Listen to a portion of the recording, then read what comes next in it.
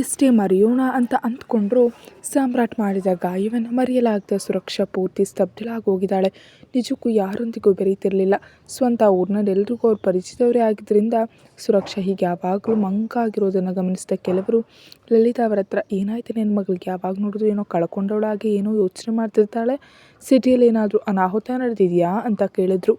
ಲಲಿತಾ ಅವ್ರ ತಡಬಡಾಯಿಸ್ತಾ, ಯಾಕಾಗಂತಿದ್ದೀರಿ, ಸಿಟಿಯಲ್ಲಿ ಏನು ನಡೆಯುತ್ತೆ, ಹುಡುಗಿ ಓದಿ ಮುಗ್ದಿದೆ, ಹೇಗೂ ರಜೆ ಅಲ್ವಾ, ಇದು ನಮ್ಮವ್ರ ಜೊತೆ ಇದ್ದರೆ ಚೆನ್ನಾಗಿರುತ್ತೆ ಅಂತೇಳಿ ಕರ್ಕೊಂಡು ಬಂದ್ವಿ. ರಜೆ ಮುಗಿದ ತಕ್ಷಣ ಹೇಗೂ ನಾವು ಮತ್ತೆ ಸಿಟಿಗೆ ಹೋಗಲೇಬೇಕಲ್ಲ ಅಂತ ಎಷ್ಟು ಹೇಳ್ತಿದ್ರು ಕೂಡ ಅವ್ರ ಮನಸ್ಸಿನಲ್ಲಿದ್ದ ಅನುಮಾನವನ್ನು ಮಾತ್ರ ಕಡಿಮೆ ಮಾಡಲು ಅವರಿಂದ ಆಗಲಿಲ್ಲ. ಒಂದು ದಿನ ಲಲಿತಾ ಅವರು ಸುಮ್ಮನೆ ಮನೆಯಲ್ಲಿದ್ದರೆ ಸುರಕ್ಷಾ ಇನ್ನು ಯೋಚನೆ ಮಾಡ್ತಾ ಕೂತ್ಕೊಳ್ತಾಳೆ ಎಂಬ ಉದ್ದೇಶದಿಂದ ಅವರ ಸಂಬಂಧಿಕರೊಬ್ಬರ ಮನೆಯಲ್ಲಿ ಫಂಕ್ಷನ್ ನಡೀತಿದ್ದೆ. ಸುರಕ್ಷಾಳನ್ನು ಕರ್ಕೊಂಡು ಅಲ್ಲಿಗೆ ಹೋದರು. ಅಲ್ಲಿಯೂ ಕೂಡ ಏನೋ ಯೋಚಿಸ್ತಾ ಒಂಟಿಯಾಗಿ ಕೂತಿದ್ದ ಸುರಕ್ಷಾಳನ್ನು ಎಷ್ಟು ಜನ ಮಾತಾಡಿಸಿದ್ರು ಕೂಡ ಅವಳು ಎಲ್ಲರ ಜೊತೆ ಬೆರೆಯೋದಕ್ಕೆ ಸಾಧ್ಯವಾಗಲಿಲ್ಲ. ಹೀಗೆ ಕಾರ್ಯಕ್ರಮ ಮುಗಿದ ಮೇಲೆ ಎಲ್ಲರೂ ಭೋಜನಕ್ಕೆ ಕೂತ್ಕೊಳ್ತಿದ್ದಾಗ ಸುರಕ್ಷಾಳನ್ನು ಕೂಡ ತನ್ನ ಪಕ್ಕದಲ್ಲಿ ಕೂರಿಸ್ಕೊಂಡು ಊಟ ಮಾಡ್ತಿದ್ದ ಲಲಿತಾ ಅವರಿಗೆ ಇದ್ದಕ್ಕಿದ್ದಂತೆ ಸುರಕ್ಷೆ ಎದ್ದು ಓಡಿ ಹೋಗಿ ಇತ್ತಲಿನಲ್ಲಿ ವಾಂತಿ ಮಾಡಿಕೊಂಡಿದ್ದರ ಇಂದ ಸುರಕ್ಷಾ ಗರ್ಭಿಣಿ ಆಗಿರೋ ವಿಷಯ ಬಯಲಾಯಿತು. ಕಾರ್ಯಕ್ರಮದಲ್ಲಿ ಎಷ್ಟೋ ಜನ ಸಂಬಂಧಿಕರು ಎಲ್ಲ ಇದ್ದಿದ್ದರಿಂದ ಆ ವಿಷಯ ರಾಮಕೃಷ್ಣ ಅವರ ಎಲ್ಲ ಬಂಧುಗಳ ಬಾಯಿಗೆ ಆಹಾರ ಆಯಿತು. ಎಲ್ಲರೂ ಚುಚ್ಚು ಮಾತುಗಳನ್ನ ಆಡೋದಕ್ಕೆ ಆರಂಭಿಸಿದ್ರು. ಅವಮಾನ ತಾಳಲಾರದೆ ಅಲ್ಲಿಂದ ಕೂಡ ಎಲ್ಲರನ್ನ ಬಿಟ್ಟು ದೂರ ಬಂದು ಈಗ ಇರ್ತಿರೋ ಈ ಕುಗ್ರಾಮದಲ್ಲಿ ಯಾರು ಗುರುತಿಸಿದ ಹಾಗೆ, ಅಸಲಿಗೆ ಅವರು ಗುರುತು ಆಗಿರಲಿ, ಭಾಷೆ ಕೂಡ ತಿಳಿಯದ ಲೋಕದಲ್ಲಿ ಬದುಕ್ತಿದ್ದಾರೆ ರಾಮಕೃಷ್ಣ ಅವರು. ಆ ಗಿರಿಜನ ಪ್ರದೇಶದಲ್ಲಿ ವೈದ್ಯಕೀಯ ಸೌಲಭ್ಯ ಇಲ್ಲದೆ ಮಕ್ಕಳು ಕಷ್ಟಪಡ್ತಿದ್ರೆ ಸುರಕ್ಷಾ ಅವ್ರಿಗೆ ವೈದ್ಯಕೀಯ ನೆರವು ನೀಡುತ್ತಾ ರಾಮಕೃಷ್ಣ ಅವ್ರನ್ನ ವಾರಕ್ಕೊಮ್ಮೆ ನಗರಕ್ಕೆ ಕಳಿಸಿ ಅವಳು ಚಿಕಿತ್ಸೆಗೆ ಬೇಕಾದ ಔಷಧಿಗಳನ್ನ ತರಿಸ್ತಾ ಅಲ್ಲೇ ಅನಾಮಧೇಯ ಜೀವನ ಕಳೀತಿದ್ದಾರೆ. ನಡೆದದನ್ನೆಲ್ಲ ನೆನೆಸ್ಕೊಂಡು ಅನುಭವಿಸ್ತಿದ್ದ ರಾಮಕೃಷ್ಣ ಅವರಿಗೆ ಹೊರಗಿನಿಂದ ಬಾಗಿಲು ಬಡಿದ ಶಬ್ದ ಕೇಳಿಸಿದ ಹಿಂದಿನ ನೆನಪುಗಳಿಂದ ಹೊರಗೆ ಬಂದರು. ಆಗಲೇ ಬಾಗಿಲು ಬಡಿದದಕ್ಕೆ ಬೇರೆ ರೂಮ್ನಿಂದ ಇತ್ತ ಬಂದ ಲಲಿತಾ ಅವರು ಬಾಗಿಲು ತೆರೆದು ನೋಡಿದಾಗ ಎದುರಿಗೆ ಸಾಮ್ರಾಟ್. ಲಲಿತಾ ಅವರು ಬಾಗಿಲು ತೆರೆದ ತಕ್ಷಣ ಸಾಮ್ರಾಟ್ ಸಲಿಗೆಯಿಂದ ಒಳಗೆ ಬರ್ತಾ ಸುರಕ್ಷಾಳ ಹತ್ತಿರ ಬಂದು ಅವಳ ಕೈಗೆ ಹಾಕಿದ್ದ ಗ್ಲುಕೋಸ್ ಬಾಟಲಿ ಖಾಲಿಯಾಗಿದ್ದರಿಂದ ನೀಡಲ್ ತೆಗಿಯೋಣ ಅಂತ ಕೆಳಗೆ ಬಗ್ತಿದ್ದಾಗ, ನಿನ್ನ ಸಹಾಯ ನಮಗೆ ಬೇಡ, ನನ್ನ ಮಗಳನ್ನ ಮುಟ್ಟೋದಕ್ಕೆ ಕೂಡ ಬಿಡೋದಿಲ್ಲ ಅಂತ ಹೇಳಿದ್ನಲ್ಲ, ನೀನು ಮೊದಲು ಹೊರಗೋಗು ಅಂತ ಅಡ್ಡ ಹಾಕಿದ್ರು ರಾಮಕೃಷ್ಣ ಅವ್ರ ಮಾತುಗಳನ್ನ ಸ್ವಲ್ಪವೂ ಲೆಕ್ಕಿಸಿದ ಸಾಮ್ರಾಟ್ ಕೈಯಲ್ಲಿದ್ದ ಸೂಜಿ ತೆಗೆದು ಮೆಲ್ಲನೆ ರಕ್ತದ ಕಲೆಗಳನ್ನು ಹತ್ತಿಯಿಂದ ಸ್ವಚ್ಛಗೊಳಿಸಿ ಪ್ಲಾಸ್ಟರ್ ಹಾಕ್ತಾ ತಾನೇ ಸುರಕ್ಷಾ ಔಷಧಿ ಕಿಟ್ನಲ್ಲಿದ್ದ ಮಾತ್ರೆಗಳನ್ನೆಲ್ಲ ಒಂದು ಸಲ ನೋಡಿ ಅವುಗಳಿಂದ 2 ಮಾತ್ರೆಗಳನ್ನ ತೆಗೆದು ಲಲಿತಾ ಅವ್ರ ಕೈಗೆ ನೀಡ್ತಾ, ಮೊದಲು ಇವಳಿಗೆ ಹಾಲು ಕುಡಿಸಿ ಈ ಮಾತ್ರೆಗಳನ್ನ ಕೊಡಿ, ಆಮೇಲೆ ಅರ್ಧ ಗಂಟೆಗೆ ಬಿಸಿ ಬಿಸಿಯಾಗಿ ಏನಾದರೂ ಊಟ ನೀಡಿ ಅಂತ ಹೇಳಿ ರಾಮಕೃಷ್ಣ ಅವರ ಕಡೆ ತಿರುಗಿ, ಅಂಕಲ್, ಇವಳು ನಿಮಗೆ ಮಗಳೇ ಇರಬಹುದು, ಅವಳ ಮೇಲೆ ನಿಮಗೆ ಪ್ರೀತಿ ಇರಬಹುದು, ಆದರೆ ಈಗ ಇವಳು ನನ್ನ ಹೆಂಡತಿ ಕೂಡ, ಅವಳ ಮೇಲೆ ನನಗೆ ಹಕ್ಕಿನ ಜೊತೆ ಜವಾಬ್ದಾರಿ ಕೂಡ ಇದೆ, ಅವಳನ್ನ ಜಾಗ್ರತೆಯಿಂದ ನೋಡ್ಕೊಳ್ಳೋದು ನನ್ನ ಹೊಣೆ. ನೀವು ನನ್ನನ್ನು ಏನೇ ಅಂದರೂ ನಾನು ಸಹಿಸ್ಕೊಳ್ತೀನಿ, ಆದರೆ ನನ್ನ ಹೆಂಡತಿ ವಿಷಯದಲ್ಲಿ ನನ್ನನ್ನು ದೂರ ಇಡ್ತೀನಿ ಅಂದರೆ ನಾನು ಸುಮ್ಮನಿರಲ್ಲ ಅಂತ ಗಂಭೀರವಾಗಿ ಹೇಳಿ ಮನೆಯಿಂದ ಹೊರಗೆ ಹೋದ ಸಾಮ್ರಾಟ್. ಹೊರಗೋಗ್ತಿರೋ ಸಾಮ್ರಾಟ್ ಕಡೆ ಕೋಪದಿಂದ ನೋಡ್ತಾ ರಾಮಕೃಷ್ಣ ಅವರು, ನಿಜಕ್ಕೂ ಇವನು ಯಾರು ನನ್ನ ಮಗಳ ವಿಷಯದಲ್ಲಿ ಏನು ಮಾಡಬೇಕಂತ ನನಗೆ ಹೇಳೋದಕ್ಕೆ? ಇವನಿಂದಲೇ ಅಲ್ವೇ ನನ್ನ ಮಗಳು ಈಗ ಇಂಥ ಪರಿಸ್ಥಿತಿಯಲ್ಲಿದ್ದಾಳೆ. ಅಷ್ಟೆಲ್ಲ ನಡೆದ ಮೇಲೆ, ಎಲ್ಲ ಅವಮಾನ ಪಟ್ಟ ನಂತರ ಈಗ ಬಂದು ತಾಳಿ ಕಟ್ತೆ ಅವಳು ನನ್ನ ಹೆಂಡತಿ ಅಂದರೆ ಸುಮ್ಮನೆ ನೋಡ್ತಾ ಕೂರಬೇಕಾ? ನೀನು ಬಹಳ ದೊಡ್ಡ ಮನುಷ್ಯನಪ್ಪ, ಮಾಡಿ ತಪ್ಪು ತಿಳ್ಕೊಂಡಿದ್ದೀಯಾ ಅಂತ ಅವನ ಕೈಯಲ್ಲಿ ನನ್ನ ಮಗಳ ಜೀವನ ಕೊಡಬೇಕಾ ಅಂತ ಕೋಪದಿಂದ ಹಲ್ಲು ಕಡಿತಿದ್ರೆ ಪಕ್ಕದಲ್ಲಿದ್ದ ಲಲಿತಾ ಅವರು, ರೀ, ಒಂದ್ಸಲ ಹುಡುಗ ಹೇಳೋದನ್ನು ಕೂಡ ಕೇಳಬಹುದಲ್ವೇ, ಇಷ್ಟಾದರೂ ತಾಳಿ ಕಟ್ತವನ ಕಣ್ಣೆದುರೇ ಆ ತಾಳಿಯನ್ನು ತೆಗೆದು ಅವನ ಮುಖಕ್ಕೆ ಎಸೆದ್ರೆ ಅವನು ಕೂಡ ನೋವು ಪಡ್ತಾನಲ್ವೇ, ನಿಜಕ್ಕೂ ಯಾವ ಪರಿಸ್ಥಿತಿಯಲ್ಲಿ ಆಗ ಮಾಡ್ದ ಅಂತ ತಿಳಿದ್ರೆ ನಮಗೂ ಒಂದು ಸ್ಪಷ್ಟತೆ ಸಿಗುತ್ತಲ್ವಾ ಅಂತ ಹೇಳ್ತಿದ್ರೆ ರಾಮಕೃಷ್ಣ ಅವರು, ಬಾಯಿ ಮುಚ್ಚು ಲಲಿತಾ, ಅವನು ಯಾವ ಪರಿಸ್ಥಿತಿಯಲ್ಲಿ ಮಾಡಿದ್ರೆ ನನಗೇನು, ತಪ್ಪು ಮಾಡಿದಾನೆ ಶಿಕ್ಷೆ ಅನುಭವಿಸ್ಬೇಕು, ಪರಿಸ್ಥಿತಿಗಳು ಏನೇ ಇರಲಿ ಅವನು ಮಾಡಿದ್ದು ಮಾತ್ರ ತಪ್ಪು. ಇನ್ನೊಂದು ಸಲ ಅವನ ಬಗ್ಗೆ ಒಳ್ಳೆಯದಾಗಿ ಯೋಚಿಸಿದ್ರೆ ಅಥವಾ ಅವನನ್ನು ಸಮರ್ಥಿಸ್ಕೊಂಡ ಹಾಗೆ ನನ್ನ ಮುಂದೆ ಮಾತಾಡಿದ್ರೆ ಈ ಬಾರಿ ಮಾತ್ರ ನಿನಗೆ ಮಾತಿನಲ್ಲಿ ಹೇಳೋದಿಲ್ಲ, ನಾನು ಇಲ್ಲದಿದ್ದಾಗ ನನ್ನ ಮಗಳಿಗೆ ತಾಳಿ ಕಟ್ತಾ ಅವನು ನಿನ್ನ ಗಂಡ ಅಂತ ಹುಚ್ಚು ಮಾತುಗಳನ್ನ ಹೇಳಿದ್ರೆ ಹುಷಾರ್ ಅಂತ ಜೋರಾಗಿ ಹೇಳಿದ್ರು ರಾಮಕೃಷ್ಣ ಅವ್ರ ಮಾತುಗಳಿಗೆ ಇನ್ನೂ ಏನು ಮಾತಾಡದೆ ಮೌನವಾಗಿ ಒಳಗೆ ಹೋಗಿಬಿಟ್ರು ಲಲಿತಾ ಅವರು. 5 ನಿಮಿಷದ ನಂತರ ಹಾಲಿನ ಗ್ಲಾಸ್ನೊಂದಿಗೆ ಹೊರಗೆ ಬಂದು ಮಗಳ ಪಕ್ಕದಲ್ಲಿ ಕೂತು ಅವಳನ್ನು ಎಪ್ಸಿ, ಅಮ್ಮ ಸುರಕ್ಷಾ ಏಳು ಎನ್ನುತ್ತಾ ಸುರಕ್ಷಾಳನ್ನು ಎಪ್ಸಿ ಕೂರಿಸ್ತಿದ್ರೆ ರಾಮಕೃಷ್ಣ ಅವರೊಳಗೆ ಬೆನ್ನಿಗೆ ಆಸರಿಯಾಗಿ ದಿಂಬನ್ನು ಸರಿಪಡಿಸಿದ್ರು. ಸುರಕ್ಷಾ ಭಾರವಾಗಿ ಸ್ವಲ್ಪ ಕಣ್ತೆರೆದು ನಿಶಕ್ತವಾದ ಧ್ವನಿಯಲ್ಲಿ, ಅವನು ಹೊರಟೋದ್ನಪ್ಪ ಅಂದ ಕೇಳಿದ್ಲು. ಈಗ ಅವೆಲ್ಲ ಯಾಕಮ್ಮ, ನೀನು ನಿಜಕ್ಕೂ ಸುಸ್ತಾಗಿದೆಯಾ? ಮೊದಲು ಈ ಹಾಲು ಕುಡಿದು ಈ 2 ಮಾತ್ರೆಗಳನ್ನ ಹಾಕೋ ಅಂತ ಹೇಳಿ ಹಾಲಿನ ಗ್ಲಾಸನ್ನು ಬಾಯಿ ಹತ್ರ ಹಿಡಿದ್ರು ಲಲಿತಾ ಅವರು. ಸುರಕ್ಷಾ ತನ್ನ ಉತ್ತರ ಸಿಗಲಿಲ್ಲ ಎಂಬಂತೆ ತನ್ನ ತಂದೆ ಕಡೆ ನೋಡ್ತಿದ್ರೆ ರಾಮಕೃಷ್ಣ ಅವರು, ಏನೋ ಅಮ್ಮ, ಮನೆಯಿಂದಂತೂ ಹೊರಗೋದ, ಇನ್ನು ಅವನು ಎಲ್ಲಿಗೆ ಹೋದ್ರೆ ನಮಗೇನು? ಅವನು ಇಲ್ಲಿದ್ದರು ಇನ್ನೆಲ್ಲಿದ್ದರು ನಿನ್ನ ಜೀವನದ ಕಡೆ ತಲೆ ಹಾಕದಂತೆ ನೋಡ್ಕೊಳ್ಳೋ ಜವಾಬ್ದಾರಿ ನಂದು. ಈ ಬಾರಿ ಮಾತ್ರ ನಿನ್ನ ಜೀವನದ ಮೇಲೆ ಅವನ ನೆರಳು ಬೀಳದಂತೆ ನೋಡ್ಕೊಳ್ತೀನಿ ಅಂತ ಹೇಳಿದರು ರಾಮಕೃಷ್ಣ ಅವರು. ಹಾಲು ಕುಡಿದ ಮೇಲೆ ಮಾತ್ರ ನಡೆದಿರೋ ಲಲಿತಾ ಅವ್ರನ್ನ ನೋಡ್ತಾ, ಅಮ್ಮ, ನಾನು ಮಾಡಿದ ಕೆಲಸಕ್ಕೆ ನಿಂಗೆ ಕೋಪ ಬಂದಿದೆಯಾ? ನಾನು ತಪ್ಪು ಮಾಡಿದ್ನ ಅಮ್ಮ ಅಂತ ಕೇಳಿದ್ಲು. ಲಲಿತಾ ಅವರು ಏನು ಮಾತನಾಡಲಾಗದೆ ತಲೆ ತಗ್ಸಿ ನಿಂತಿದ್ದಕ್ಕೆ ಪಕ್ಕದಿಂದ ರಾಮಕೃಷ್ಣ ಅವರು, ನೀನು ಯಾವ ತಪ್ಪು ಮಾಡಿಲ್ಲಮ್ಮ, ನೀನು ಯಾವುದೇ ತಪ್ಪು ಮಾಡಿಲ್ಲ, ತಪ್ಪು ಮಾಡಿದ್ದು ಅವನು, ಅದಕ್ಕೆ ಅವನ ಶಿಕ್ಷೆ ಆಗಲೇಬೇಕು ಅಂದರು ಗಂಭೀರವಾಗಿ.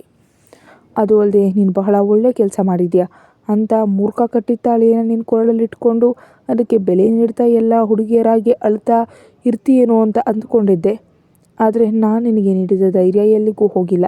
ನೀನು ನನ್ನ ನಂಬಿಕೆಯನ್ನು ಉಳಿಸ್ಕೊಂಡಿದೀಯಾ.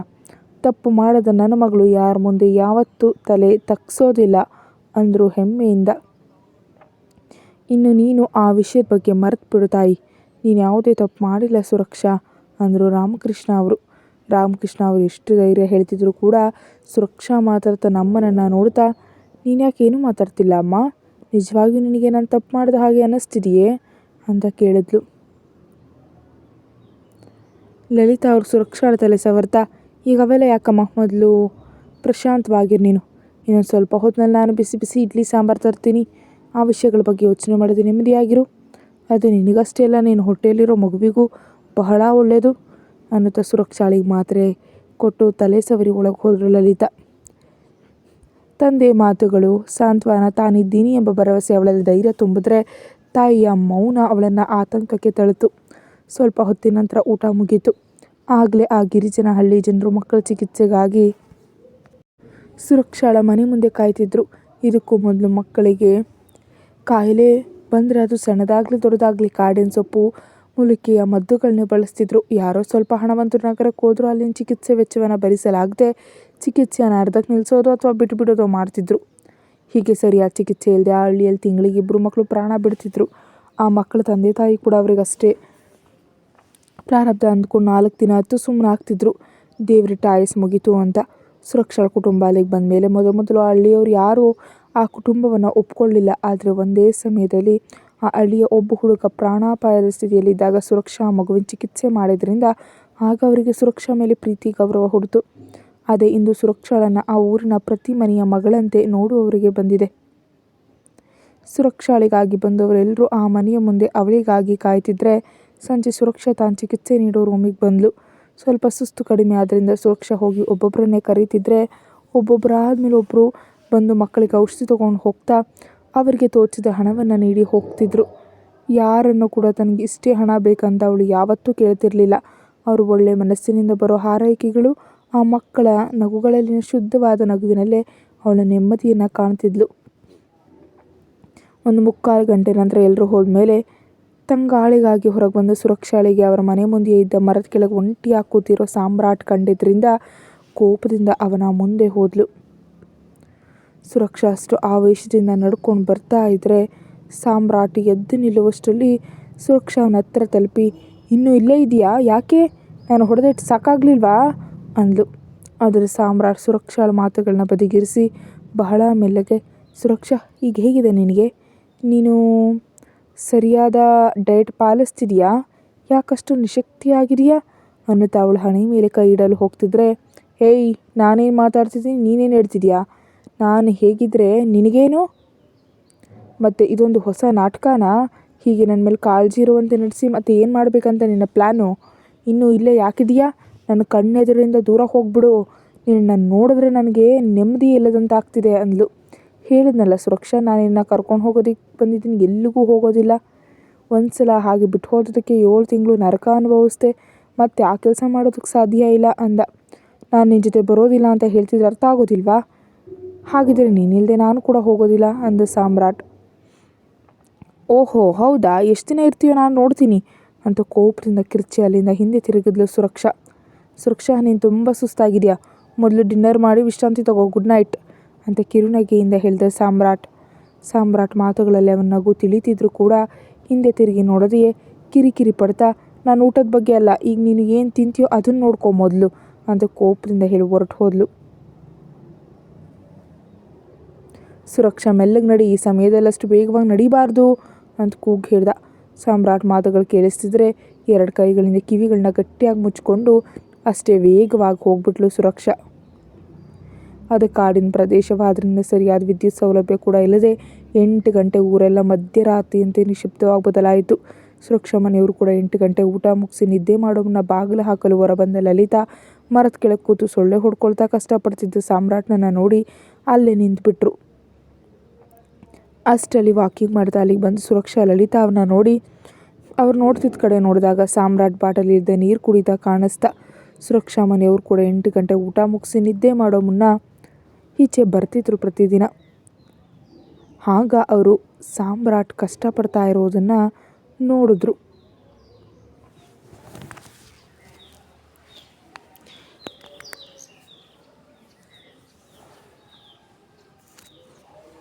ಸಾಮ್ರಾಟ್ನನ್ನು ನೋಡಿದ ಸುರಕ್ಷಾಳ ಮುಖದಲ್ಲಿ ಯಾವುದೇ ಭಾವನೆ ಇಲ್ಲದೆ ತಕ್ಷಣ ಅತ್ತ ಕಡೆಯಿಂದ ನೋಟ ಬದಲಿಸಿ, ಏನಮ್ಮ ಇಲ್ಲಿ ನಿಂತಿದ್ಯಾ, ಬಾ ಮನೆಗೆ ಹೋಗೋಣ ಅಂತ ಲಲಿತಾ ಅವ್ರ ಜೊತೆ ಹೇಳಿ, ಅಸಲು ಇದು ಕಾಡಿನ ಪ್ರದೇಶ, ಅದು ಅಲ್ಲದೆ ಕ್ರೂರ ಮೃಗಗಳು ಕೂಡ ರಸ್ತೆಗಳ ಮೇಲೆ ರಾಜಾರೋಷವಾಗಿ ಅಲಿಯೋ ದಿನಗಳು ಇವು. ಅವುಗಳಿಂದ ನಮ್ಮನ್ನು ನಾವೇ ಜಾಗರೂಕತೆಯಿಂದ ಕಾಪಾಡಿಕೊಳ್ಬೇಕು, ಇಲ್ದಿದ್ರೆ ಕಚ್ಚು ನಾಯಿಗಳ ಹಾಗೆ ಮೇಲು ಬಿದ್ದು ಕಚ್ಚುತ್ತವೆ ಅಂತ ಜೋರಾಗಿ ಸಾಮ್ರಾಟ್ಗೆ ಕೇಳಿಸುವಂತೆ ಕಿರಿಚಿ ಲಲಿತಾ ಅವ್ರಿಗೆ ಹೇಳ್ತಾ ಜೋರಾಗಿ ಬಾಗಿಲು ಹಾಕ್ಬಿಟ್ಲು. ಸುರಕ್ಷಾಳ ಪ್ರತಿ ಮಾತಿನ ಹಿಂದಿನ ವ್ಯಂಗ್ಯ ಸಾಮ್ರಾಟ್ಗೆ ಅರ್ಥ ಆಗ್ತಿದ್ರು ಕೂಡ ಸುಮ್ಮನೆ ನೀರು ಕುಡಿದು ಬಾಗಿಲಾಗ್ತಿದ್ದ ಸುರಕ್ಷಾಳ ಕಡೆ ನೋಡ್ತಾ, ಸುರಕ್ಷಾ, ಟ್ಯಾಬ್ಲೆಟ್ಸ್ ತೊಗೊಂಡ್ಯಾ ಅಂತ ಕೂಗು ಕೇಳ್ದ. ಆದರೆ ಅಷ್ಟರಲ್ಲಿ ಸುರಕ್ಷಾ ಬಾಗಿಲು ಹಾಕಿದ್ರಿಂದ ಅವನ ಕೂಗು ಆ ಬಾಗಿಲಿನ ಶಬ್ದದಲ್ಲಿ ಅಡಗಿ ಗಾಳಿಯಲ್ಲಿ ಸೇರಿ ಹೋಯಿತು. ಸುರಕ್ಷಾ ಮನೆಯಲ್ಲಿನ ಬೆಳಕು ಮಂಕಾಗುವವರೆಗೆ ಅವರ ಮನೆ ಕಡೆ ನೋಡ್ತಾ ಅವರು ಮಲಗಿದ್ದಾರೆ ಅಂತ ತಿಳಿದ ಮೇಲೆ ಅದೇ ಮರದ ಕೆಳಗಿನ ಸಿಮೆಂಟ್ ಕಟ್ಟೆ ಮೇಲೆ ತನ್ನ ಬ್ಯಾಗನ್ನೇ ತಲೆದಿಂಬು ಮಾಡ್ಕೊಂಡು ಮಲಗಿದ ಸಾಮ್ರಾಟ್. ಹಳ್ಳಿ ಆದ್ದರಿಂದ ಬೆಳಗ್ಗೆ 5 ಗಂಟೆಗೆ ಎಲ್ಲರ ಮನೆ ಮುಂದೆ ಸಗಣಿ ನೀರು ಹಾಕಿ ಅಕ್ಕಿ ಹಿಟ್ಟಿನಿಂದ ರಂಗೋಲಿ ಹಾಕ್ತಾ ಇದ್ದರೆ ಸುರಕ್ಷಾಳಮ್ಮ ಲಲಿತಾ ಅವ್ರು ಕೂಡ ಬೆಳಿಗ್ಗೆ ಬೇಗ ಎದ್ದು ಬಾಗಿಲು ತೆಗೆಯೋಷ್ಟರಲ್ಲಿ ಅಲ್ಲಿ ಸಾಮ್ರಾಟ್ ಕಾಣಿಸ್ತಿಲ್ಲ. ಎಲ್ಲಿಗೆ ಹೋಗ್ಬಿಟ್ಟೆ ಈ ಹುಡುಗ ಅಂತ ಯೋಚಿಸ್ತಾ ಒಂದ್ಸಲ ಸುತ್ತಲೂ ನೋಡಿದ್ರು. ಆದರೆ ಎಲ್ಲಿಯೂ ಸಾಮ್ರಾಟ್ ಸುಳಿವು ಸಿಗದೆ ಇದ್ದಾಗ, ಅಂದರೆ ಅವನು ನಿಜವಾಗಿಯೂ ನನ್ನ ಮಗಳ ಮೇಲಿನ ಪ್ರೀತಿಯಿಂದ ಬಂದಿಲ್ವಾ, ಮತ್ತು ತಾಳಿ ಯಾಕೆ ಕಟ್ತಾ ಹಾಗಿದ್ರೆ, ಅದರಲ್ಲಿ ಕೂಡ ಅವನ ಸ್ವಾರ್ಥ ಇದೆಯೇ ಅಂದ್ಕೊಂಡು ಮತ್ತೆ ತಾನೇ ಆದರೆ ಅವನ ಕಣ್ಣುಗಳಲ್ಲಿ ತಪ್ಪು ಮಾಡಿದ್ದೀನಿ ಎಂಬ ಪಶ್ಚಾತ್ತಾಪ ನಂಗೆ ಸ್ಪಷ್ಟವಾಗಿ ಕಾಣ್ತಲ್ವಾ. ಒಂದು ವೇಳೆ ನನ್ನ ನೋಟ ನನ್ನನ್ನು ಮೋಸಗೊಳಿಸ್ತಾ, ಹಾಗಿದ್ರೆ ಅವನ ಉದ್ದೇಶ ಏನು, ಯಾಕೆ ಸುರಕ್ಷಾಳನ್ನು ಹುಡ್ಕೊಂಡು ಇಲ್ಲಿವರೆಗೆ ಬಂದಿದ್ದಾನೆ. ಸುರಕ್ಷಾಳನ್ನು ಮದುವೆಯಾಗೋ ಹಿಂದೆ ಅವನಿಗೇನಾದರೂ ಸ್ವಂತ ಲಾಭ ಇತ್ತಾ, ನಿಜಕ್ಕೂ ಅವನು ಯಾಕೆ ಸುರಕ್ಷಾ ವಿಷಯದಲ್ಲಿ ಹಾಗೆ ವರ್ತಿಸ್ತಾ, ಕಾರಣ ಏನಿರಬಹುದು, ಏನಾದರೂ ತಿಳಿದ್ರೆ ತಾನೇ ನಿರ್ಧಾರ ತೆಗೆದುಕೊಳ್ಳೋದಕ್ಕೆ ಸಾಧ್ಯ. ತಪ್ಪು ಮಾಡಿ ಕೈ ತೊಳ್ಕೊಳ್ಬೇಕು ಅಂದ್ಕೊಂಡು ಇಲ್ಲಿವರೆಗೆ ಮತ್ತೆ ಮರಳಿ ಬರುವುದಿಲ್ಲ. ಅದರಲ್ಲೂ ನಾವು ಇಲ್ಲಿದ್ದೀವಿ ಎಂಬ ವಿಷಯ ಯಾರಿಗೂ ತಿಳಿಯೋದು ಕೂಡ. ಅದರೆಲ್ಲ ತಿಳ್ಕೊಂಡು ಇಲ್ಲಿವರೆಗೆ ಯಾಕೆ ಬಂದಿದ್ದಾನೆ, ಎಲ್ಲ ಮಾತುಗಳನ್ನ ಏಟುಗಳನ್ನ ಯಾಕೆ ತಿಂದಿದ್ದಾನೆ ಎಂದು ತಾನೇ ಒಂದ್ಸಲ ಸಾಮ್ರಾಟ್ ಬಗ್ಗೆ ಒಳ್ಳೆಯದಾಗಿ ಇನ್ನೊಂದು ಸಲ ತಪ್ಪಾಗಿ ಯೋಚಿಸ್ತಾ ಯಾವುದೇ ನಿರ್ಧಾರಕ್ಕೆ ಬರಲಾಗದ ಗೊಂದಲದಲ್ಲೇ ಹೊರಗೆ ಕಸ ಗುಡಿಸಿ ಸಗಣಿ ನೀರನ್ನು ಹಾಕಿಬಿಟ್ರು. ಪರಧಾನ್ಯವಾಗಿ ಕೆಲಸ ಮಾಡ್ತಿದ್ದ ಲಲಿತಾ ಅವ್ರನ್ನ ರಾಮಕೃಷ್ಣ ಅವರು ಎಷ್ಟು ಬಾರಿ ಕರೆದ್ರೂ ಹೋಗೂಡದಿದ್ದಾಗ ಸುರಕ್ಷಾ ಬಂದು ಅವಳು ಭುಜದ ಮೇಲೆ ಕೈ ಇಟ್ಟು ಅಮ್ಮ ಅಂದ್ಲು. ಸುರಕ್ಷಾಳ ಕರೆಯಿಂದ ಈ ಲೋಕಕ್ಕೆ ಬಂದ ಲಲಿತಾ ಅವರು ದಬಕ್ಕನೆ ಎಚ್ಚರವಾಗಿ ಅನ್ನುತ್ತಾ ಹಿಂದೆ ತಿರುಗಿ ಸುರಕ್ಷಾಳನ್ನ ನೋಡಿ, ಏನಮ್ಮ ಅಂದರು. ಅದೇ ಅಮ್ಮ, ನಾನು ಕೇಳ್ತಿದ್ದೀನಿ, ಏನಾಯ್ತು ನಿನಗೆ, ಯಾಕಷ್ಟು ಪರಧಾನ್ಯವಾಗಿದೆಯಾ, ಮೈ ಮೇಲೆ ಜ್ಞಾನ ಇಲ್ದಾಗೆ, ಯಾರ ಬಗ್ಗೆ ಅಷ್ಟೊಂದು ಯೋಚನೆ ಮಾಡ್ತಿದ್ಯಾ ಅಂತ ಸಾಲು ಸಾಲು ಪ್ರಶ್ನೆಗಳನ್ನ ಕೇಳಿದ್ಲು ಸುರಕ್ಷಾ. ಲಲಿತಾ ಅವರ ಮುಖದ ಭಾವನೆಗಳನ್ನ ಓದಲು ಪ್ರಯತ್ನಿಸುತ್ತಾ, ಅದು ನಾನು ನಿನ್ನ ಬಗ್ಗೆ ಯೋಚನೆ ಮಾಡ್ತಿದ್ದೀನಿ ಸುರಕ್ಷಾ, ನೀನು ಇಲ್ಲದೆ ನನಗಿನ್ಯಾರಿದ್ದಾರೆ ಹೇಳು, ಅಂದಹಾಗೆ ನೀನು ಯಾಕೆ ಇಷ್ಟು ಬೇಗ ಇದ್ದೆ, ಅದು ಅಲ್ಲದೆ ಹೊರಗೆ ಯಾಕೆ ಬಂದೆ, ನಿಜಕ್ಕೂ ಹೊರಗೆ ತುಂಬ ಚಳಿ ಇದೆಯಲ್ಲ ಅಂತ ಲಲಿತಾ ಮಾತು ಬದಲಿಸಿದರು. ಲಲಿತಾ ಅವ್ರ ವಿಷಯವನ್ನು ಬದಲಿಸಿದ್ದಾರೆ ಅಂತ ಸುರಕ್ಷಾಳಿಗೆ ಅರ್ಥ ಆಗ್ತಿದ್ರು ಕೂಡ ಇನ್ನು ಅವ್ರನ್ನ ಅಷ್ಟೊಂದು ಬಲವಂತವಾಗಿ ಕೇಳೋದು ಇಷ್ಟ ಇಲ್ಲದೆ ಆ ವಿಷಯವನ್ನು ಅಲ್ಲೇ ಬಿಟ್ಲು. ಅದು ಅಮ್ಮ, ಸುಮ್ಮನೆ ನನಗೆ ಎಚ್ಚರ ಆಯಿತು, ಅಷ್ಟರಲ್ಲಿ ಹೊರಗೆ ಬಂದು ನೋಡಿದ್ರೆ ಡ್ಯಾಡಿ ಎಷ್ಟು ಸಲ ಕರೆದ್ರೂ ಕೇಳಿಸ್ಕೊಳ್ದೆ ನೀನು ಮೈ ಮೇಲೆ ಜ್ಞಾನವೇ ಇಲ್ಲದಂತೆ ಇಲ್ಲಿಗೆ ಬಂದೆ ಅಂದ್ಲು. ಹೋ ಸರಿ ಬಿಡು, ನಡಿ ಒಳಗೆ, ಹೊರಗೆ ನಿಜಕ್ಕೂ ಇನ್ನೂ ಮಂಜು ಬೀಳುತ್ತಲೇ ಇದೆ, ಅನ್ನುತ್ತಾ ಅವಳನ್ನು ಒಳಗೆ ಕರ್ಕೊಂಡು ಹೋಗ್ತಾ ಮತ್ತೆ ಒಂದು ಸಲ ಸುತ್ತಲೂ ನೋಡಿದ್ರು ಲಲಿತಾ ಅವರ ಹುಡುಕಾಟ ತಂದೆ ಮಗಳಿಬ್ಬರ ಕಣ್ತಪ್ಪಿಸಿ ಹೋಗಲಿಲ್ಲ. ಆದರೆ ಲಲಿತಾ ಅವರಿಗೆ ತಿಳಿಯದ ವಿಷಯ ಏನಂದರೆ ಅಲ್ಲಿ ಸಾಮ್ರಾಟ್ ಇಲ್ಲ ಎಂಬುದು ಅವರಿಗಿಂತ ಮೊದಲೇ ರಾಮಕೃಷ್ಣ ಅವರಿಗೆ ತಿಳಿದಿತ್ತು. ಇನ್ನು ಸುರಕ್ಷಾ ತಾನು ಮನೆಯಿಂದ ಹೊರಗೆ ಬರ್ತಿದ್ದಂತೆ ಮೊದಲು ನೋಡಿದ್ದೆ ಆ ಮರದ ಕಡೆ. ಅಲ್ಲಿ ಸಾಮ್ರಾಟ್ ಇಲ್ಲದಿರೋದು ನೋಡಿ ಸುರಕ್ಷಾ ಇದೇನು ಇಲ್ಲಿಲ್ಲ ಅಂದರೆ ಒಂದೇ ದಿನಕ್ಕೆ ಎದುರು ಓಡ್ ಹೋದ್ನಾ ಅಂದ್ಕೊಂಡು ತಾಯಿ ಜೊತೆ ಮಾತಾಡಿ ಒಳಗೆ ಹೋದ್ಲು. ಒಳಗೆ ಹೋದ ಮೂವರಲ್ಲೂ ಒಂದೇ ಆಲೋಚನೆ, ಅದೇನು ಸಾಮ್ರಾಟ್ ಅಲ್ಲಿಲ್ಲ ಅಂತ. ಆದರೆ ಯಾರು ಕೂಡ ಅದನ್ನು ಹೊರಗೆ ಹೇಳಲಿಲ್ಲ. ಅಷ್ಟರ ರಾಮಕೃಷ್ಣ ಅವರೇ, ನೋಡಿದ್ಯಾ ಲಲಿತಾ, ಅವನು ನಮ್ಮ ಮಗಳಿಗಾಗಿ ಇಷ್ಟು ದೂರ ಬಂದಿದ್ದಾನೆ ಅಂದರೆ ಒಂದು ಸಲ ಅವನ ಬಗ್ಗೆ ಯೋಚನೆ ಮಾಡಬೇಕು ಅಂದ್ಯಲ್ಲ, ಈಗ ಏನಾಯಿತು? ನಾನು ಹೇಳಿರಲಿಲ್ವಾ ಅವನು ಯಾವುದೋ ಯೋಚನೆಯಿಂದಲೇ ಇಲ್ಲಿಗೆ ಬಂದಿದ್ದಾನೆ, ಅದಕ್ಕೆ ನನ್ನ ಮಗಳ ಕುರಳಿಗೆ ಇದ್ದಕ್ಕಿದ್ದಂತೆ ತಾಳಿ ಕಟ್ಟಿ ತನ್ನ ಜೊತೆ ಬಾ ಅಂದ. ಅದು ಸಾಧ್ಯವಾಗದಿದ್ದಾಗ ಒಂದು ರಾತ್ರಿ ಕಷ್ಟಕ್ಕೆ ಹೆದರಿ ನನ್ನ ಮಗಳನ್ನು ಬಿಟ್ಟು ಓಡ್ ಹೋದ. ಅಂಥವನ್ನ ನಂಬಿ ನನ್ನ ಮಗಳ 100 ವರ್ಷದ ಜೀವನ ಅವನ ಕೈಯಲ್ಲಿ ಕೊಡಬೇಕಾ ಅಂದ ರಾಮಕೃಷ್ಣ ಅವರಂತಿದ್ರೆ ಸುರಕ್ಷಾ ಅಸಹನೆಯಿಂದ ತಲೆ ತಿರುಗಿಸ್ಕೊಂಡ್ಳು. ಲಲಿತಾ ಅವರೇನು ಅನ್ನಲು ಹೋದಾಗಲೇ ಬಾಗಲ ಹತ್ತಿರವಾದ ಶಬ್ದಕ್ಕೆ ಮೂವರು ಒಂದೇ ಬಾರಿ ತಲೆ ತಿರುಗಿಸಿ ನೋಡಿದಾಗ ಕೈಯಲ್ಲಿ ಕೆಲವು ಕವರ್ಗಳೊಂದಿಗೆ ಸಾಮ್ರಾಟ್ ಒಳಗೆ ಬರ್ತಾ ಕಂಡ. ಸಾಮ್ರಾಟ್ ಬೆಳಿಗ್ಗೆ 4 ಗಂಟೆಗೆ ಎದ್ದು ಪಕ್ಕದಲ್ಲಿದ್ದ ನಗರಕ್ಕೆ ಹೋಗಿ ಇಂದಿನ ದಿನ ಸುರಕ್ಷಾ ಕಣಸುತ್ತಿ ಬಿದ್ದಾಗ ಅವಳ ಮೆಡಿಸಿನ್ ಪರೀಕ್ಷೆ ಮಾಡಿದ್ರಿಂದ ಅವಳಿಗೆ ಬೇರೆ ಮಾತ್ರೆಗಳ ಅಗತ್ಯ ಇದೆ ಅಂತ ತಿಳಿಯಿತು. ಅದಕ್ಕಾಗಿ ನಗರಕ್ಕೆ ಹೋಗಿದ್ದ. ಅಲ್ಲೇ ಫ್ರೆಶ್ ಆಗಿ ತಿಂಡಿ ಮುಗಿಸಿ ನೀರಿನ ಬಾಟಲ್ಗಳು ಇನ್ನು ತನಗೆ ವಾರಕ್ಕೆ ಬೇಕಾದ ಅಗತ್ಯ ವಸ್ತುಗಳನ್ನೆಲ್ಲ ತಂದಿದ್ದ. ಅಂದರೆ ಸುರಕ್ಷಾಳ ಪರಿಸ್ಥಿತಿ ನೋಡಿದ ಮೇಲೆ ಅವಳನ್ನ ಒಪ್ಸೋದಕ್ಕೆ ತನಗೆ ಕನಿಷ್ಠ 1 ವಾರ ಆದರೂ ಬೇಕಾಗುತ್ತೆ ಎಂಬ ಅಂದಾಜಿಗೆ ಬಂದಿದ್ದ ಸಾಮ್ರಾಟ್. ಅಲ್ಲಿ ಸಿಗ್ನಲ್ ಕೂಡ ಸಿಕ್ಕಿದ್ರಿಂದ ಅವ್ರ ಡ್ಯಾಡಿಗೆ ಫೋನ್ ಮಾಡಿ ಇನ್ನೊಂದು ವಾರದಲ್ಲಿ ಬರ್ತೀನಿ ಅಂತ ಹೇಳಿ ಆಫೀಸ್ನಲ್ಲಿ ಕೂಡ 10 ದಿನಕ್ಕಾಗುವಷ್ಟು ಕೆಲಸವನ್ನು ಎಲ್ಲ ಉದ್ಯೋಗಿಗಳಿಗೆ ನೀಡಿ ಮೇಲ್ಗಳನ್ನು ಪರಿಶೀಲಿಸಿ 10 ದಿನದವರೆಗೆ ತಾನು ನೀಡಿದ ಡೇಟಾಗಳನ್ನ ರದ್ದುಗೊಳಿಸಿ 10 ದಿನದ ನಂತರ ಅಪಾಯಿಂಟ್ಮೆಂಟ್ ಫಿಕ್ಸ್ ಮಾಡಿ ಮತ್ತೆ ಹಳ್ಳಿಗೆ ಮರಳಿದ. ಹಾಗೆ ಸುರಕ್ಷಾಳಿಗೆ ಬೇಕಾದ ಮೆಡಿಸಿನ್ ಕವರ್ನೊಂದಿಗೆ ಒಳಗೆ ಬರ್ತಿದ್ದ ಸಾಮ್ರಾಟ್ನನ್ನು ನೋಡಿ ಅಲ್ಲೇ ನಿಂತ್ಕೋ ಅಂತ ರಾಮಕೃಷ್ಣ ಅವ್ರ ಕಿರ್ಚಾಟ ಸಾಮ್ರಾಟ್ನನ್ನು ಸ್ವಲ್ಪ ತಡೆಯೋದಕ್ಕಾಗಲಿಲ್ಲ. ಸಾಮ್ರಾಟ್ ಯಾರ ನೋಟವನ್ನು ಲೆಕ್ಕಿಸದೆ ಸುರಕ್ಷಾಳ ಮುಂದೆ ಬಂದು, ಸುರಕ್ಷಾ ಹೀಗೋ ನೋಡು, ನೀನು ಇಂದಿನಿಂದ ಮಾತ್ರೆಗಳನ್ನ ಬದಲಾಯಿಸು, ನೀನು ಬಳಸ್ತಾ ಇರೋದನ್ನು ಪಕ್ಕ ಕಿಟ್ಟು ಇವುಗಳನ್ನ ತಗೋ. ನಿನಗೆ HP ಲೆವೆಲ್ ಸರಿಯಾಗಿಲ್ಲ, ಅದು ಅಲ್ಲದೆ ಪ್ಲೇಟ್ಲೆಟ್ಗಳ ಸಮಸ್ಯೆ ಇದೆ ಮತ್ತು ನಿನ್ನ BP ಕೂಡ ಸ್ಥಿರವಾಗಿರ್ತಿಲ್ಲ. ಬೆಳಿಗ್ಗೆ ಬೇಗ ಇದರಲ್ಲಿರೋ ಮಾತ್ರೆಯೊಂದಿಗೆ ನಿನ್ನ ದಿನ ಶುರುವಾಗಬೇಕು ಮತ್ತು ನನಗೆ ನಿನ್ನ ಎಲ್ಲ ರಿಪೋರ್ಟ್ಗಳನ್ನ ಒಂದು ಸಲ ತೋರಿಸು ಅಂತ ಹೇಳ್ತಿದ್ರೆ ಸುರಕ್ಷಾ ಕೋಪದಿಂದ ಮಾತ್ರೆಗಳನ್ನ ಕಿತ್ಕೊಂಡು ನೆಲಕ್ಕೆಸಿದ್ಲು. ನಿಜಕ್ಕೂ ಏನು ಅಂದ್ಕೊಂಡಿದ್ಯಾ ನೀನು ಹೇಳಿದ್ದನ್ನೆಲ್ಲ ಕೇಳ್ತಾ ಬಸವನ ಹಾಗೆ ತಲೆ ಆಡಿಸ್ತೀನಿ ಅಂತ ಅಂದ್ಕೊಂಡ್ಬಿಟ್ಟಿದ್ಯಾ ಹೇಗೆ? ನಿಜಕ್ಕೂ ನೀನು ಹೇಳಿದ್ದನ್ನು ನಾನು ಯಾಕೆ ಕೇಳಬೇಕು ಅಂತ ಅವನ ಕಾಲರ್ ಹಿಡಿದು ಪ್ರಶ್ನಿಸಿದ್ಲು ಸುರಕ್ಷಾ ಕೆಂಪಾದ ಕಣ್ಣುಗಳಿಂದ. ಸುರಕ್ಷಾಳ ಗಾಂಭೀರ್ಯವನ್ನು ಸ್ವಲ್ಪವೂ ಲೆಕ್ಕಿಸದೆ, ಯಾಕಂದರೆ ನಾನು ನಿನ್ನ ಗಂಡ ಆದ್ದರಿಂದ, ನಿನ್ನ ಆರೋಗ್ಯದ ಬಗ್ಗೆ ನಂಗೆ ಕಾಳಜಿ ಇರೋದರಿಂದ, ನಿನ್ನ ಯೋಗಕ್ಷೇಮ, ನಿನ್ನ ಹೊಟ್ಟೆಯಲ್ಲಿರೋ ನನ್ನ ಮಗನಿಗೆ ಯೋಗಕ್ಷೇಮ ನೋಡ್ಕೊಳ್ಳೋ ಜವಾಬ್ದಾರಿ ನನಗಿರೋದ್ರಿಂದ ಅಂದ ಸಾಮ್ರಾಟ್ ದೃಢವಾಗಿ. ಏಯ್, ಮತ್ತೆ ಇದೊಂದು ನಾಟಕನಾ? ನಿಜಕ್ಕೂ ನೀನು ಈ ಮೆಡಿಸಿನ್ ಯಾಕೆ ಕೊಡ್ತಿದೀಯಾ? ಎಲ್ಲಿ ನಿನಗೆ ನನ್ನ ಮಗಳು ಅಡ್ಡ ಬರ್ತಾಳೋ ಅಂತ ಅವಳನ್ನ ಸರಿಪಡಿಸಲು ಜವಾಬ್ದಾರಿ ಹೆಸರಲ್ಲಿ ನನ್ನ ಮಗಳನ್ನು, ಅವಳ ಹೊಟ್ಟೆಯಲ್ಲಿರೋ ಮಗುವನ್ನು ಕೂಡ ಈ ಲೋಕದಲ್ಲಿ ಇಲ್ಲದಂತೆ ಮಾಡೋದಕ್ಕಾ? ಏನಾದರೂ ಸಂಚು ಮಾಡ್ತಿದೆಯೋ ಯಾರಿಗೆ ಗೊತ್ತು ಅಂದರು ರಾಮಕೃಷ್ಣ ಅವರು ಆವೇಶದಿಂದ. ರಾಮಕೃಷ್ಣ ಅವರ ಮಾತುಗಳಿಗೆ ಅಚಾನಕ್ಕಾಗಿ ಆವೇಶದಿಂದ ಹಿಂದೆ ತಿರುಗಿದ ಸಾಮ್ರಾಟ್, ಅಂಕಲ್ ಅನ್ನತ್ತ ಕಣ್ಣು ಕೆಂಪು ಮಾಡಿ ನೋಡಿ, ಇನ್ನೊಂದು ಬಾರಿ ನನ್ನ ಹೆಂಡತಿ ಬಗ್ಗೆ ನನ್ನ ಮಗು ಬಗ್ಗೆ ಅಂತ ಮಾತುಗಳನ್ನ ಆಡಿದ್ರೆ ಅನ್ನತ್ತ ಮುಷ್ಟಿ ಬಿಗಿದು ಕೋಪದಿಂದ ಅಲ್ಲಿಂದ ಗೋಡೆ ಗುದ್ದಿದ. ಅದು ಕೇವಲ ಮಣ್ಣಿನಿಂದ ಕಟ್ಟಿದ ಗೋಡೆ ಆದ್ದರಿಂದ ಮಣ್ಣಿನ ಹೆಂಟೆಗಳು ಉದುರಿ ಕೆಳಗೆ ಬಿದ್ದವು. ಸಾಮ್ರಾಟ್ನ ಆವೇಶಕ್ಕೆ ಮೂವರು ಒಂದು ಕ್ಷಣ ಬೆದರಿದ್ರು. ಸುರಕ್ಷಾ ತಕ್ಷಣ ಎಚ್ಚೆತ್ಕೊಂಡು, ನಮ್ಮ ಡ್ಯಾಡಿ ಅಂದಿದ್ರಲ್ಲಿ ತಪ್ಪೇನಿದೆ? ನಿಜಕ್ಕೂ ನೀನನ್ನು ಹುಡ್ಕೊಂಡು ಇಲ್ಲಿವರೆಗೆ ಬಂದಿದೆಯಾ ಅಂದರೆ ಯಾವ ಕಾರಣವೂ ಇಲ್ಲದೆ ಇದನ್ನೆಲ್ಲ ಮಾಡ್ತಿದ್ಯಾ? ನಿನ್ನ ಸ್ವಾರ್ಥ ಯಾವುದೋ ಇರೋದ್ರಿಂದಲೇ ನೀನು ಇಲ್ಲಿಗೆ ಬಂದಿದೆಯಾ.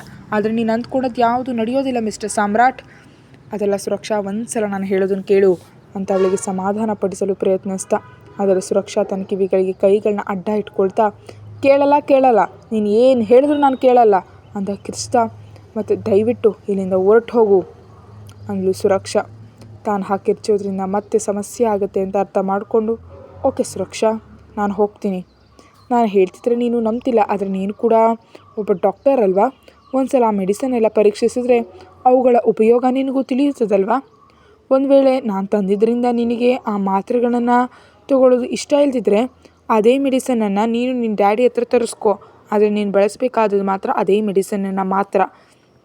ಮತ್ತೆ ಹೇಳ್ತಿದ್ದೀನಿ, ಇನ್ನು ಮುಂದೆ ನೀನು ಪೂರ್ತಿ ಜವಾಬ್ದಾರಿ ನನ್ನದೇ. ನೀನಿಲ್ಲದೆ, ನೀನು ಬರದೆ, ನಿನ್ನನ್ನು ಕರ್ಕೊಂಡು ಹೋಗದೆ ನಾನು ಇಲ್ಲಿಂದ ಹೋಗೋದು ನಡೆಯೋದು ಮಾತು. ಅದು ಈ ಒಂದು ದಿನ ಆಗಲಿ, ಇನ್ನು ಒಂದು ವಾರ ಆಗಲಿ, ಇನ್ನೊಂದು ತಿಂಗಳಾಗಲಿ ಸರಿ, ನಿನಗಾಗಿ ಕಾಯುತ್ತಲೇ ಇರ್ತೀನಿ.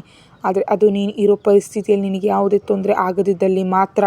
ನಿನಗೆ ಯಾವ ರೀತಿ ತೊಂದರೆ ಆದರೂ ಆ ಮರುಕ್ಷಣ ನೀನು ಇಲ್ಲಿರೋದಿಲ್ಲ, ನೆನ್ಪಿಟ್ಕೋ ಅಂತ ಹೋಗ್ತಾ, ಮತ್ತು ಸುರಕ್ಷಾ, ನನಗೆ ನಿನ್ನ ಹಳೆ ರಿಪೋರ್ಟ್ಗಳೆಲ್ಲ ಬೇಕು, ಬ್ಲಡ್ ಟೆಸ್ಟ್ಗಳು, ನಿನಗೆ ಮಾಡಿದ ಸ್ಕ್ಯಾನಿಂಗ್ ರಿಪೋರ್ಟ್ಗಳು ಎಲ್ಲವನ್ನು ನಾನು ನೋಡಬೇಕು ಅಂತ ಹೇಳಿ ಹೊರಗೆ ಹೋದ ಸಾಮ್ರಾಟ್. ಕತೆ ಮುಂದುವರಿಯುತ್ತೆ. ಹೆಚ್ಚಿನ ವೀಡಿಯೋಗಾಗಿ ಚಾನಲ್ಗೆ ಸಬ್ಸ್ಕ್ರೈಬ್ ಮಾಡಿ ಮತ್ತು ಮೆಂಬರ್ಶಿಪ್ ತಗೊಳ್ಳಿ. Thank you so much for watching.